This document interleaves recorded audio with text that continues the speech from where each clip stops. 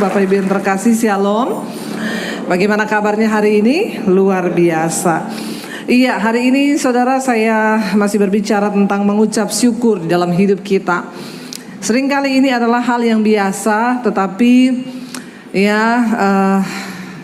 itu dampaknya dan kuasanya itu luar biasa.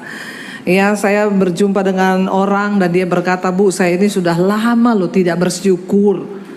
Padahal setiap minggu ke gereja loh, tapi nggak bersyukur dengan hidupnya." Siapa yang sudah lama tidak bersyukur? Nggak usah angkat tangan. Nanti saya baptis ulang kalau angkat tangan. Rendam berapa lama? 5 menit. Biar buka mata langsung di rumah Bapa di surga ya. Seringkali kita ini sebagai orang percaya, kita beribadah, kita pelayanan, tapi kita lupa bersyukur. Ya, karena tanpa ucapan syukur, semua yang kita lakukan itu tidak berkenan pada Tuhan. Ya, betapa pentingnya ucapan syukur, saudara. Bangsa Israel ketika mereka dibawa keluar dari perbudakan di Mesir, itu kalau mereka berjalan kaki, itu kira-kira hanya 10 hari. Ya, siapa yang sudah pernah ke Israel, ya, coba jalan dari Mesir sampai ke tanah perjanjian. Itu kalau jalan kaki hanya 10 hari, seperti yang tercatat ketika saudara-saudara Yusuf itu dari tanah Kanaan mereka menuju ke Israel untuk ke Mesir, ketemu dengan Yusuf itu 10 hari perjalanan, berjalan kaki. Tetapi apa yang membuat bangsa Israel harusnya akhirnya cuma 10 hari jadi 40 tahun? Ya, karena mereka tidak pernah bersyukur. Akhirnya terputar-putar, setiap hari hanya bersungut. Kalau dalam hidup ini kita cuma kebanyakan bersungut, saudara. Karena mengucap syukur itu lawannya bersungut. Orang yang suka bersyukur pasti tidak bersungut-sungut. Tapi orang yang rajin bersungut-sungut pasti tidak pernah bersyukur. Nah, sekarang saudara nih yang rajin apa nih? Ya, orang yang bersungut-sungut itu hanya akan memperlama, memperpanjang, menghalangi janji Tuhan terjadi atas hidupmu. Ya, kalau bangsa Israel hari itu tidak bersungut-sungut tapi mereka bersyukur dengan sebuah keadaan, itu dipersingkat, saudara, cepat mereka mengalami janji Tuhan. Tapi apa yang membuat mereka akhirnya lama, bahkan terputar selama 40 tahun, dan kita tahu bersama, ya, satu generasi dibunuh oleh Tuhan di padang gurun loh. Selama 40 tahun itu, satu generasi yang keluar dari Mesir itu mati di padang gurun.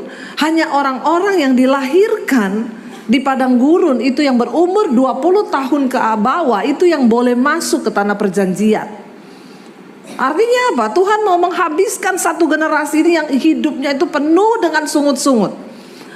Ketika mereka di jalan tidak makan daging, mereka marah-marah sama Musa. "Musa, kenapa kita ini engkau bawa ke padang gurun? Dulu di Mesir walaupun kita jadi budak, kita makan daging terus, makanan enak. Ya, mending kita pulang saja ke Mesir." Orang yang cenderung bersungut itu susah menerima keadaan yang sulit. Tapi orang yang bersyukur, tadi pagi saya sampaikan, syukur bisa membuat kutuk diubah menjadi berkat. Yang pahit itu bisa menjadi manis. Dan dengan ucapan syukur engkau itu mempercepat proses hidupmu. Dan ucapan syukur itu mempercepat janji Tuhan terjadi dalam hidup kita. Karena cepat atau lambatnya proses itu tergantung dari responmu. Ya, dibunuh sama Tuhan di padang gurun satu generasi, hanya yang lahir di situ yang berumur 20 tahun ke bawah itu yang boleh masuk loh ke tanah perjanjian. Saudara, bukankah hidup kita itu diumpamakan seperti bangsa Israel? Perjalanan mereka dari perbudakan menuju ke tanah perjanjian, itulah gambaran hidup kita orang percaya. Kalau kita ini cuma sibuk bersungut, tidak menerima keadaan, banyak hal yang terjadi tidak sesuai dengan yang kita mau. Tadi pagi saya sampaikan, hidup ini bukan bicara soal apa yang kita mau, tapi apa yang Tuhan mau. Amin. Ketika kita mencoba melakukan apa yang Tuhan mau, enak atau tidak, mau atau tidak, manis atau pahit, jalani itu, maka prosesmu cepat. Ya, tapi kalau kita marah dan bersungut-sungut tidak terima, ya engkau akan lama, saudara. Bangsa Israel itu gitu, setiap kali menghadapi masalah di padang gurun, mereka bersungut, marah sama Musa. Kami mau kembali aja ke Mesir. Bagi Tuhan, membawa bangsa ini keluar dari tanah perbudakan menuju tanah perjanjian itu cepat. Bagi Tuhan bisa lebih cepat. Tapi yang menjadi sulit adalah mengeluarkan Mesir dari otak dan perilakunya bangsa Israel itu yang susah. Karena itu keputusan mereka. Makanya setiap kali ada masalah bersungut pengen balik ke Mesir. Setiap ada masalah pengen balik ke Mesir. Bapak Ibu, mari kita melakukan apa yang Tuhan mau untuk kita lakukan. Ya, bukan apa yang kita mau untuk kita lakukan. Sebab keberhasilan seorang percaya di dunia ini adalah ketika engkau mencapai apa yang Tuhan inginkan di dalam hidupmu, bukan apa yang kita inginkan di dalam hidup kita. Katakan amin. Sekalipun berat, kalau itu yang Tuhan inginkan, ya terima aja, mengucap syukur saja. Ya, karena segala sesuatu yang terjadi itu pasti mendatangkan kebaikan bagi hidup kita. Tadi pagi saya sampaikan Yusuf, kenapa dia bisa mengampuni keluarganya. Waktu mereka tahu Yusuf sudah jadi Perdana Menteri di Mesir, mereka takut, mereka berpikir kita pasti dibunuh sama Yusuf karena kita sudah membuang dia. Tapi Yusuf adalah seorang yang mengerti rencana Tuhan. Dia tahu kehendak Tuhan, dia bersyukur dengan segala yang terjadi. Makanya ketika dia bertemu dengan saudara-saudaranya yang membuang dia tidak marah, dia peluk mereka dan dia berkata, aku bersyukur karena engkau membuang aku, engkau sudah dipakai Tuhan untuk membuang aku. Karena itu hari ini aku menjadi seperti aku ada, dan rencana Tuhan digenapi dalam hidupku. Itu berkat kamu sudah buang aku. Orang yang bersyukur akan selalu melihat rencana Tuhan yang besar di balik setiap proses yang dia alami. Tapi orang yang tidak bersyukur, semuanya menjadi pahit. Semua menjadi pahit. Bahkan berkat sudah di depan mata, tapi dia nggak bisa mensyukuri itu.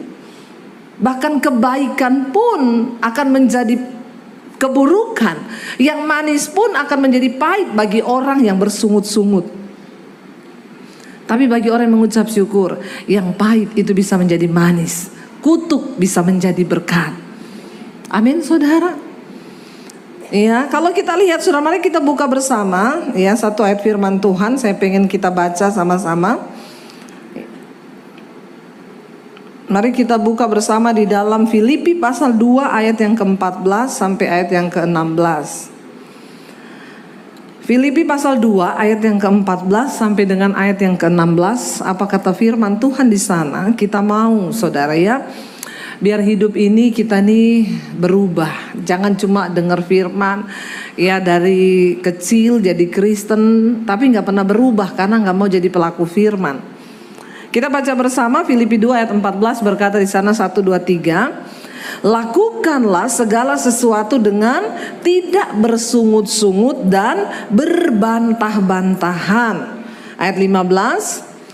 Supaya kamu tiada beraib dan tiada bernoda sebagai anak-anak Allah yang tidak bercela di tengah-tengah angkatan yang bengkok hatinya dan yang sesat ini, sehingga kamu bercahaya di antara mereka seperti bintang-bintang di dunia. Ayat 16. Sambil berpegang pada firman kehidupan, agar aku dapat bermegah pada hari Kristus, bahwa aku tidak percuma berlomba dan tidak percuma bersusah-susah. Rasul Paulus mengatakan kepada jemaat yang ada di Filipi, ya, dia bilang, lakukanlah segala sesuatu dengan tidak bersungut-sungut dan berbantah-bantah. Orang yang tidak bersyukur itu pasti banyak bersungut dan banyak berbantah. Ya, bahkan dia berbantah dengan Tuhan loh. Hati-hati. Kalau kita tidak bersyukur, maka kita pasti akan bersungut. Ya, kita berdoa Bapak Ibu supaya hari-hari ini jangan itu suka berbantah-bantah. Kenapa kita bisa ribut suami istri? Karena tidak pernah bersyukur. Ya, kenapa kita tidak mengalami mujizat Tuhan? Karena nggak bersyukur. Saya saudara waktu itu, ya saya dengan suami kita waktu itu lagi bangun studio di tengah-tengah masa pandemi. Lalu saya bilang sama suami, ya sudah cari pemborong. Akhirnya dia dapat temennya dia. Dan akhirnya ya kita membangun saudara. Di tengah perjalanan singkat cerita pokoknya uang saya itu sekitar 300 juta. Itu dibawa sama pemborongnya. Kira-kira ya kalau kita mengalami begitu. Yang pertama itu bersyukur atau bersungut. Jujur, gak usah sok rohani. Kita diperlakukan begitu, kita bersyukur atau bersungut? Ya, bersungut ya. Saya pun juga begitu. Ya, pendeta juga manusia. Saya salahin suami. Makanya kamu tuh kenapa pilih orang nggak ini gini. Saya WA orangnya, balikin uang saya 300 juta. Mana nota-nota semua pembelian? Jawabannya nota hilang semua, ndak ada satu nota pun, hilang semua. Itu nota rapture. Saya marah saudara. Balikin ya, pokoknya saya nggak mau tahu ya. Ya uang saya gini sambil saya bilang sama suami. Ya udah, kalau kita begini, udah kita selesaikan secara hukum aja. Kita punya banyak lah teman-teman polisi, biar dia kapok. Kira-kira kalau kita bersungut, kita marah, kita berbantah-bantah, itu yang ada damai sejahtera atau apa saudara? Sementara Alkitab berkata, Roma 14 ayat 17, hal kerajaan sorga itu bukan soal makanan, minuman, bukan soal harta, kekayaan, tapi soal kebenaran, damai sejahtera dan sukacita. Nah kalau orang berbantah-bantah, bersungut-sungut itu ada damai sejahtera enggak? Enggak ada kebenaran, apalagi sukacita. No, berarti kerajaan sorga itu kebenaran, damai sejahtera, sukacita. Lawannya kerajaan sorga itu kerajaan setan, neraka. Itu artinya apa?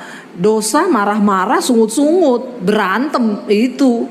Jadi nggak usah bingung kalau saudara mau mengukur aku ini kira-kira berkenan sama Tuhan nggak ya?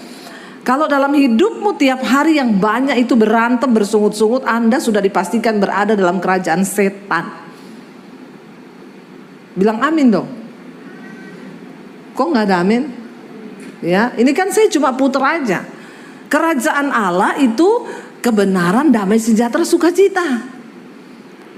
Kita mau ukur nih, kita nih berada dalam kerajaan Allah atau kerajaan setan? Kalau kita hidup dalam kebenaran, ada damai sejahtera, ada sukacita, maka hidupmu itu berarti aman. Engkau ada dalam perkenanan Tuhan. Di rumah, di pekerjaan, dimanapun ada kebenaran, damai sejahtera, sukacita, aman. Tuhan besertamu. Tapi walaupun engkau pelayanan, pendeta sekalipun, kalau tiap hari yang ada itu dosa, marah-marah, ya tidak damai, tidak sukacita, berantem, berbantah-bantah, bersungut-sungut, sudah dipastikan bahwa hidupmu itu dalam kerajaan setan. Walaupun, tapi saya Kristen loh Bu, saya pelayanan. Enggak peduli, engkau miliknya setan, bukan miliknya Tuhan. Enggak usah tanya pendeta lagi, karena itu Alkitab yang ngomong. Nah waktu itu saya marah-marah, saya sungut-sungut, saya bilang balikin uang saya ya. Tiap hari saya darah tinggi saudara. Nah kalau kita marah, berbantah-bantah, bersungut-sungut, kira-kira bisa doa nggak? Nggak bisa, nyanyi aja nggak bisa saudara. Ya mau nyanyi aja mulut ini berat. Akhirnya darah tinggi, ya marah-marah, badan sakit semua, hormon kortisol naik, darah mengental, bahkan jadi hitam tuh darah. Coba kalau saudara lagi stres, periksa ambil darah, darahmu hitam, kental. Bentar lagi diabetes, serangan jantung. Bilang amin bapak-bapak. Ini kok khotbahnya gak enak banget ya. Ya gak apa-apa, kita ngomong gak enak aja ya. Biar kita nih tobat, diomongin gak enak aja pada gak tobat. Apalagi yang enak-enak terus saudara. Ya jadi saya itu damai sejahtera hilang. Satu saat tuh saya ditegur sama Roh Kudus loh. Kamu itu loh hamba Tuhan. tiap hari bersungut-sungut, berbantah-bantah gara-gara uang 300 juta. Saya bilang, Tuhan sorry ya, 300 juta tuh banyak buat beli kerupuk dapat 1 RT. Banyak gak buat saudara 300 juta? Banyak gak? Gak banyak ya? Orang-orang kaya semua sini ya. Buat saya tuh uang banyak loh saudara, 300 juta.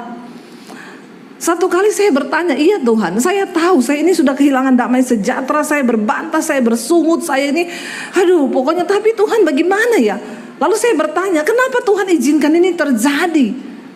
Ini uang saya pakai buat bangun studio loh Tuhan, dan ini uang banyak loh. Lalu Roh Kudus tuh ngomong di hati saya, kamu kalau ada orang ditipu, lalu konseling sama kamu, terus kamu jawabnya apa? Saya ingat ada yang konseling sama saya, Bu, uang saya dibawa lari teman saya, Bu, sekian M. Apa yang harus saya lakukan, Bu? Saya jawab dengan lantang, Pak, yang terpenting itu damai sejahtera. Uang itu bisa dicari, Pak, tapi damai sejahtera, sukacita itu produk sorga yang gak bisa dibeli dengan uang. Bapak marah-marah kehilangan damai, Bapak sakit, Bapak kehilangan sukacita. Buat apa punya banyak uang tapi hidup begitu? Saya kayak ditampar waktu diingetin Roh Kudus loh.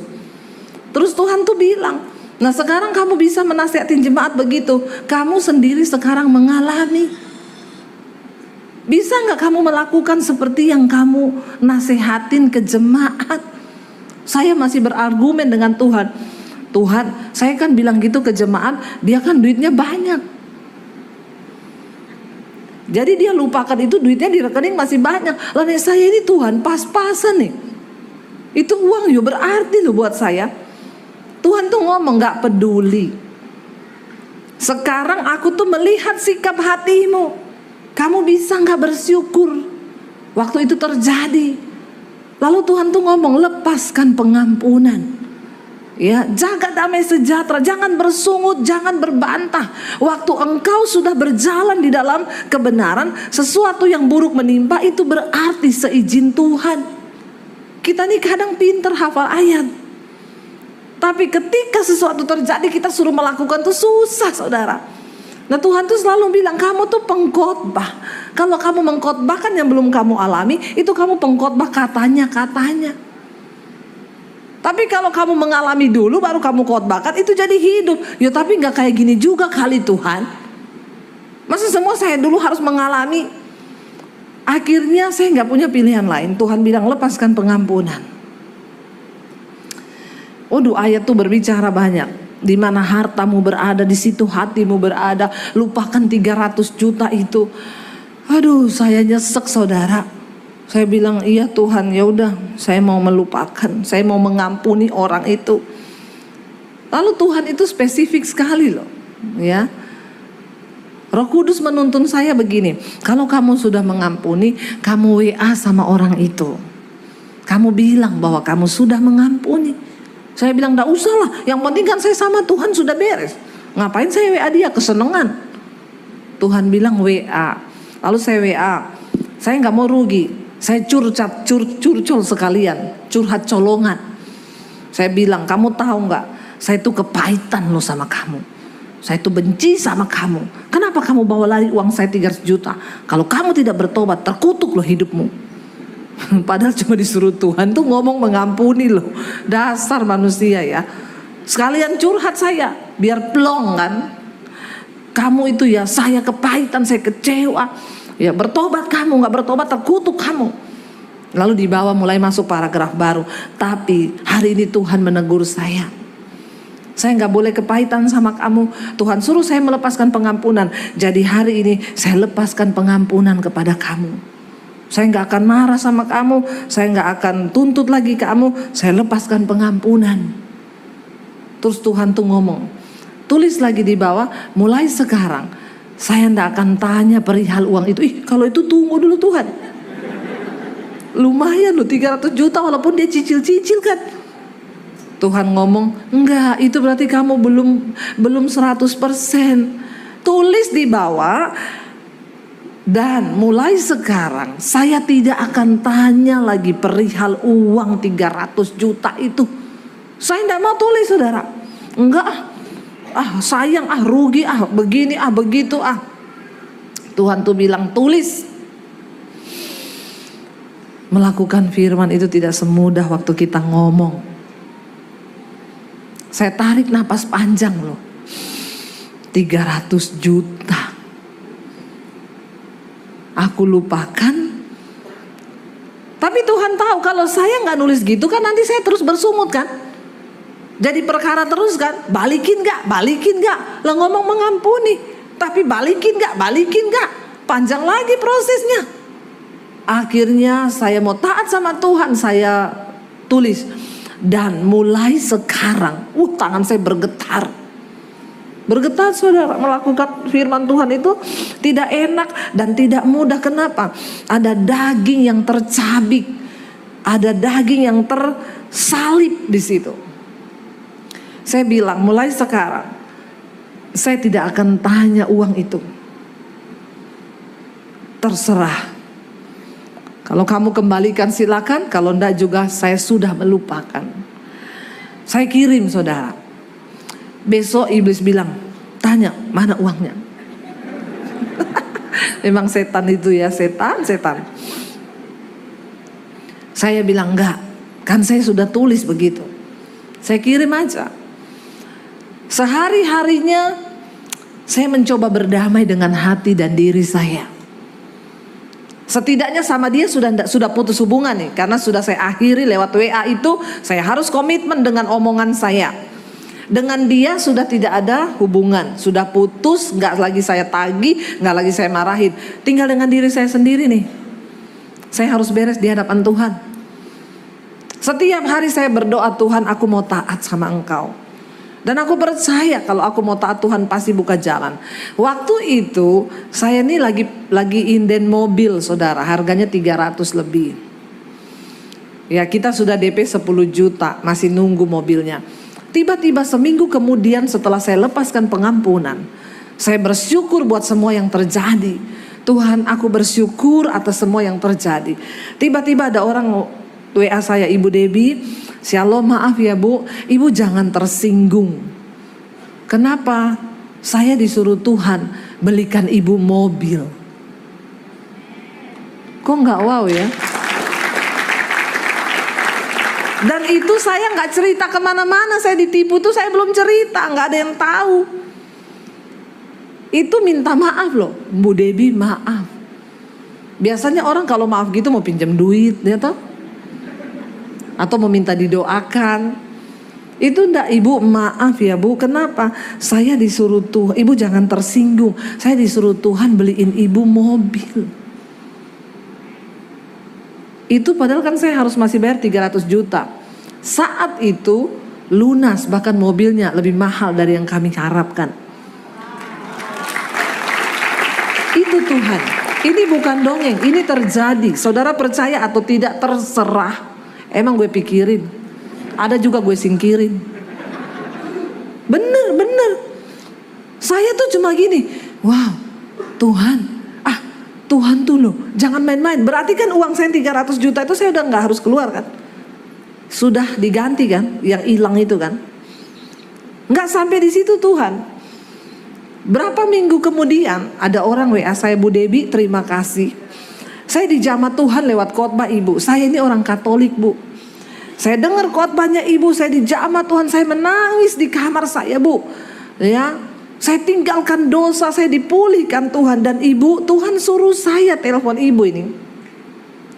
Ibu harus tetap syuting dan harus tetap membagikan firman di YouTube. Karena banyak orang yang diberkati, saya pun mengalami itu.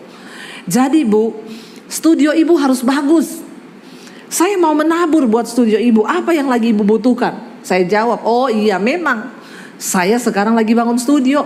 Saya sudah beli tanah, tinggal dibangun. Dan semua sudah berjalan. Bu, please, berapa habisnya pembangunan studio itu? Saya bilang, gak usah. Karena kita ini bayarnya juga nyicil. Tidak langsung ke tukang. Saya sesuai pengerjaan berapa yang habis itu yang saya bayar. Dia ngotot, Bu please ya fotoin proposalnya Ibu yang ke tukang. Dalam hati saya ngomong gini, tak fotoin bener, klenger kau. Itu habisnya 850 juta. Emang lu mau kasih 850 juta? Ini keadaan pandemi, nggak mungkin. Dia sampai WA berkali-kali, saya nggak balas. Akhirnya sampai 3 hari dia telepon, Bu please ya, Tuhan suruh saya nggak tahu orang ini siapa. Tuhan suruh saya loh Bu, kirim Bu foto yang ibu kasih ke tukang, proposal dari tukang itu habisnya berapa. Ya udah, saya bilang ke suami, biarin aja, saya kirim aja. Biar dia kaget, dia pikir 100-200 juta nih. Saya kirim 850 juta, bisa minta nomor rekening Bu, dia transfer 1M. Wow. Saudara lihat cara kerja Tuhan. Kalau saya bersungut terus dan menuntut orang itu balikin uang saya yang 300 juta, saya yakin saya tidak akan melihat mujizat itu. Ketaatan. Kenapa bangsa Israel Tuhan terus berbicara taat? Taat, dengar perintah Tuhan. Jangan bersungut, jangan saling menyalahkan, tidak usah berbantah, dengar perintah Tuhan. Saudara tahu 40 tahun bangsa Israel berputar di padang gurun itu bukan 40 tahun setelah mereka keluar terus 40 tahun terputar-putar, enggak. Ya, mereka berjalan sudah mendekati tanah Kanaan. Besok itu sudah mau masuk, Lalu Musa mengirim 12 orang pengintai. 10 orang membawa kabar busuk, kata firman Tuhan. Yosua dan Kaleb membawa kabar baik. Yang 12 bersungut-sungut. Memang negeri itu bagus. Anggurnya 1 tandan dipikul 2 orang, gede-gede, delimanya besar. Tapi jangan mimpi mati kita masuk ke sana. Kita ini cuma seperti belalang di mata mereka. Ini Musa ngapain sih dia bawa-bawa kita ke sini? Dan hari itu juga bangsa itu yang 10 orang mempengaruhi yang lain dan berkata, kita turunkan Musa, kita angkat pemimpin baru dan kita balik lagi ke Mesir. Karena percuma kita masuk ke sana, mati kita semua. Mereka berbantah mau melempari Musa dengan batu, mau melempari Yosua dan Kaleb dengan batu. Tapi tiba-tiba kemuliaan Tuhan turun dan bangsa itu gemetar. Dan hari itu akhirnya mereka diam dari sungut-sungut. Tinggal 1 hari besok mau masuk ke tanah perjanjian. Mereka bersungut, mereka berbantah, mereka marah. Tuhan ngomong, mulai hari ini kamu akan berputar selama 40 tahun di padang gurun. Jadi itu loh peristiwa mereka berputar itu setelah tinggal sehari mau masuk. Tinggal sehari, bukan keluar tuh langsung 40 tahun putar-putar, enggak. Dan Tuhan berkata generasi pertama semua harus mati di padang gurun. Hanya yang lahir 20 tahun ke bawah itu yang akan masuk. Jadi mereka 40 tahun itu masih jauh. Mereka berjalan 20 tahun kemudian di padang gurun baru melahirkan anak. Nah, anak-anak yang dilahirkan di dalam ajaran Musa, ketaatan itu yang dipilih Tuhan masuk. Dan hanya Yosua dan Kaleb yang melihat tanah itu dari generasi yang tersisa. Saudara, jangan engkau bersungut dan jangan engkau berbantah. Memperlama proses Tuhan di hidupmu. Amin. Saya lepaskan pengampunan. Kalau saya mempertahankan di hati Tuhan uang 300 juta loh. Enak aja suruh mengampuni. Enak aja suruh melepaskan pengampunan. Makanya jangan taruh uang di hatimu. Kenapa orang tidak bisa mengampuni, apalagi tidak bisa mengucap syukur dalam masalah uang? Karena uang engkau taruh di hati. Itu yang menyebabkan engkau tidak bisa taat kepada firman Tuhan. Sama Tuhan disuruh menabur, ya enak aja tabur. Jadi kaya nanti itu gereja. Datang ke gereja ngasih kolekte 2.000, nggak usah angkat tangan. Bagi Tuhan kau kasih 2.000 saudara. Makanya itu uang 100.000 bilang, saya ini uang yang paling terhormat, ada di dompetnya orang-orang kaya, dibawa ke hotel-hotel mewah. Kata uang 2.000, aku dong yang paling mulia. Aku ada di sorga karena setiap minggu aku terbanyak di kantong kolekte. Haleluya ya. Bertobat. Jangan engkau bersungut-sungut. Dan paling banyak orang bersungut itu dalam hal uang. Kelihatan tuh di situ. Kalau ada uang, sukacita dia. Nanti kalau uangnya mulai menipis, apalagi tanggal jatuh tempo mendekat, ya, dua hal yang membuat jantung berpacu dengan cepat, jatuh cinta dan jatuh tempo. Itu hati-hati saudara.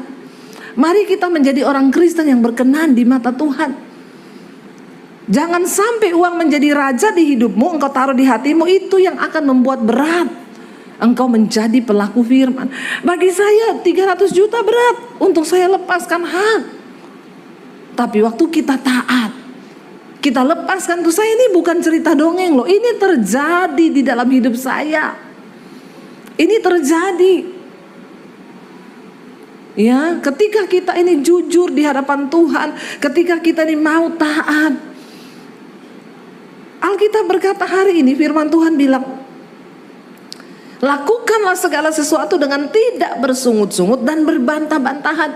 Suami istri, engkau yang tiap hari-hari ini bersungut-sungut, berbantah-bantahan, bertobat. Saya mau lihat yang datang suami istri, coba bilang sama istrimu, bilang sama suamimu, jangan bersungut-sungut, jangan berbantah-bantah. Ayo cepat bilang sama istrimu, bilang sama suamimu. Ayo lihat istrinya, jangan lihat istri orang. Disuruh lihat suaminya sendiri malah lihat suami orang loh. Ya, ayo yang datang suami istri, saya bisa lihat dari sini kehidupan rumah tangga saudara ini harmonis atau tidak. Cuma disuruh lihat pasangan tidak mau loh. Ini ada kepahitan nih. Perlu saya doakan, perlu saya tumpang tangan dan tumpang kaki kalau perlu. Jadi orang Kristen ke gereja disuruh lihat loh pasangannya moh. Lah piye? Karepmu itu piye? Saya udah bahasa Jawa lagi. Ya. Jangan ada kepahitan di antara kita. Bagaimana Tuhan mau memberkati? Ya, hidup aja ribut, berantem ke gereja loh. Ke gereja bareng nih nggak mau lihat-lihatan. Saya bisa lihat dari sini nih suami istri yang nggak mau lihat-lihatan. Bertobat ya. Saya ngomong serius. Tadi dari rumah di mobil udah berantem hebat, mau dekat gereja. Shh. Hapus air matamu. Udah deket gereja. Nanti kelihatan orang gak enak, pakai bedak lagi, pakai lipstik lagi. Padahal di mobil tadi, ya udah mau apa, kita cerai aja. Udah deket gereja, cepet lap air matamu, lap, pakai lipstik lagi, turun sampai di gereja, disalami, shalom, apa kabar? Luar biasa. Kata malaikat, pret banget. Hati-hati ya, hidup kita ini banyak saksi. Banyak sekali saksi. Nggak usah pencitraan jadi anak Tuhan. Nggak usah pencitraan jadi orang Kristen. Nggak usah pencitraan lu jadi pengerja. Kalau hidupmu tidak berkenan pada Tuhan, nggak ada guna, tidak diberkati. Bilang amin. Iya, ayo hidup dalam damai sejahtera. Dalam rumah tangga jangan ada sungut-sungut, tidak bersyukur, berbantah-bantah, kata firman Tuhan. Makanya kita nggak diberkati Tuhan. Dikatakan di sana, lakukanlah segala sesuatu dengan tidak bersungut-sungut dan berbantah-bantah. Supaya apa? Supaya kamu itu tiada beraib. Ayat yang ke-15 ya. Supaya kamu tiada beraib dan tiada bernoda sebagai anak-anak Allah yang tidak bercela di tengah-tengah angkatan yang bengkok hatinya dan sesat ini. Jadi ternyata kita ini lagi ada di dalam zaman angkatan yang bengkok hatinya dan sesat. Dan Alkitab itu berkata kalau kita hidup tidak bersungut dan tidak berbantah, kita ini tiada beraib dan tiada bernoda di hadapan Tuhan loh. Ini nggak ditulis begini, maka ya kamu itu jangan bersinah, jangan ini supaya kamu tiada beraib dan tiada bernoda. Ternyata dosa bersungut-sungut dan berbantah-bantah itu juga serius di hadapan Tuhan dan bisa menjadi aib yang akan membuat kita ini tidak tercatat sebagai anak-anak Allah. Katakan amin. Alkitab berkata, di mana orang hidup rukun bersama, maka kesanalah berkat Tuhan itu akan diperintahkan. Jangan bersungut-sungut, jangan berbantah-bantah. Saya dengan suami saya punya komitmen, berantem 5 menit cukup. Amin. Kalau jiwamu sehat dan jiwamu itu dikendalikan oleh firman Tuhan, itu akan menjadi mudah. Ya, marah-marahan, diam-diaman, udah 5 menit loh. Ayo kita berdamai. Ayo kita taklukkan amarah, ayo kita doa bareng. Berkat Tuhan mengalir. Jangan ada orang Kristen tuh berantem sampai 1 minggu gak omongan, 1 bulan gak omongan. Jangan ada di sini loh ya. Bagaimana berkat Tuhan bisa dicurahkan dalam hidupmu kalau kita tuh hidup seperti itu? Ya, dikatakan supaya kita tiada beraib dan tiada bernoda sebagai anak-anak Allah yang tidak bercelah. Tidak bercelah. Ya, karena ingat kerajaan Allah kebenaran, damai sejahtera, sukacita. Kerajaan setan marah-marah, bersungut-sungut, berbantah-bantahan. Dan dikatakan di situ sehingga kamu itu bercahaya di antara mereka seperti bintang-bintang di dunia. Loh, kita ini bercahaya waktu kita tuh nggak bersungut-sungut, nggak berbantah-bantah, tapi belajar bersyukur. Ya, belajar bersyukur. Saya nggak tahu, ini khotbah ini baru saya dapat tadi pagi loh, waktu saya ada di ruang pembicara. Ya, mungkin Tuhan itu tahu ya, kita ini sudah jarang bersyukur. Padahal bersyukur itu mendatangkan berkat yang luar biasa. Kita lihat bersama 1 Tesalonika pasal yang ke-5 ayat yang ke-18. Kita baca sama-sama saudara. 1 Tesalonika pasal yang ke-5 ayat yang ke-18, firman Tuhan berkata di sana 1, 2, 3, mengucap syukurlah dalam segala hal, sebab itulah yang dikehendaki Allah di dalam Kristus Yesus bagi kamu. Apa yang Tuhan kehendaki dari hidup kita? Kenapa kita ke gereja? Kenapa kita baca Alkitab? Supaya kita mengerti kehendak Tuhan. Apa kehendak Tuhan? Ternyata mengucap syukur dalam segala hal. Tadi pagi saya sampaikan, kita itu sering kali ya, kita ini sudah harus kita buang itu tradisi. Tuhan bilang kan bersyukur dalam segala hal. Kita tuh kadang dengar orang undang ya, nanti malam ke rumah saya ya, ada apa? Ucapan syukur. Ucapan syukur apa ya? Saya beli rumah baru. Tapi kita gak pernah dengar, nanti datang ya, ada apa? Ucapan syukur. Kenapa? Saya terpaksa harus jual rumah karena keadaan keuangan saya yang buruk. Pernah gak saudara dengar begitu? Adanya, datang ya nanti kita makan-makan, ucapan syukur, ibadah. Ucapan syukur ibadah apa? Suami saya naik pangkat, naik gaji juga loh, dapat tunjangan, dapat fasilitas, bersyukur. Tapi kita gak pernah dengar ada orang bilang, nanti datang ya ucapan syukur di rumah saya. Kenapa? Suami saya dipecat. Ya. Kita dengar orang berkata, ayo datang nanti ibadah ucapan syukur ya. Kenapa? Suami saya tuh loh, usahanya sukses, malah sekarang dibukakan lagi usaha-usaha baru.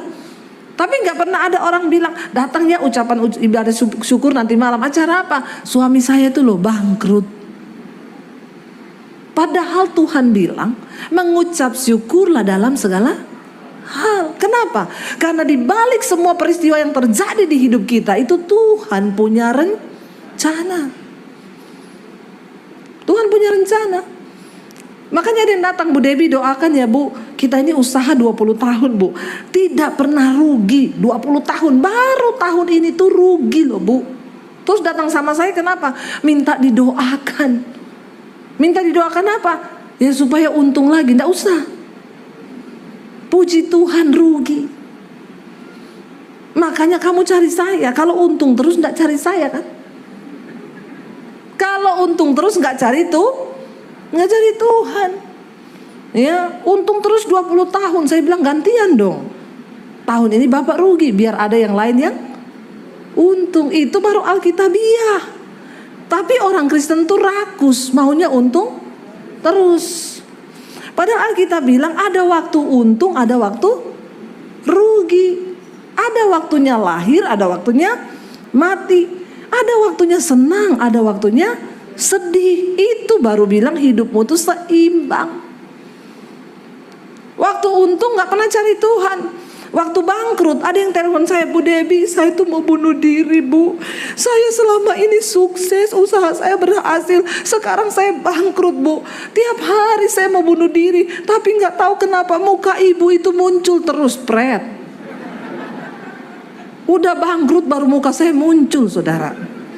Saya bilang sekali-kali ya Bu, Pak, kalau kamu dapat untung 20M, biar muka saya muncul itu loh.